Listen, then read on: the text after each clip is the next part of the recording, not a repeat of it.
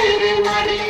ಕಸ ಹಸಿಯೇ ಇರಲಿ, ಕಸ ಒಣಗಿಸಿರಲಿ, ಕಸ ಪೇಪರ್ ಇರಲಿ, ಕಸ ಪ್ಲಾಸ್ಟಿಕ್ ಇರಲಿ, ಹಾನಿ ತರುವಂತ ಕಸವೇ ಇರಲಿ.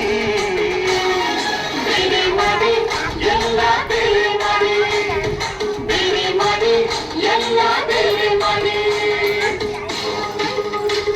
ನಿಮ್ಮ ಮನೆಯ ಕಸವನ್ನು ವಿಂಗಡಿಸಿಕೊಡಿ. ಅಡುಗೆ ಮನೆಯ ಹಸಿ ಕಸ ಅಂದರೆ ಗೊಬ್ಬರವಾಗುವ ಕಸ ಮತ್ತು ಮರುಬಳಕೆಯಾಗುವ ಕಸವನ್ನು ಬೇರೆ ಬೇರೆಯಾಗಿ ನೀಡಿ.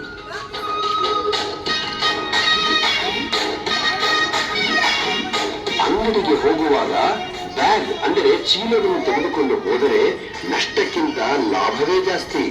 ಪ್ಲಾಸ್ಟಿಕ್ ಬ್ಯಾಗುಗಳ ಬಳಕೆಯನ್ನು ತಡೆಯಬಹುದು. ಕಸ ಬೇರೆ ಮಾಡಿದಾಗ ಪ್ಲಾಸ್ಟಿಕ್ ಬೆರೆತಾಗ ಅಯ್ಯೋ, ಹಸು ಪ್ಲಾಸ್ಟಿಕ್ ತಿಂದಾಗ ಹೊಟ್ಟೆಲದು ಸಿಕ್ಕಾಗ ಅಯ್ಯೋ.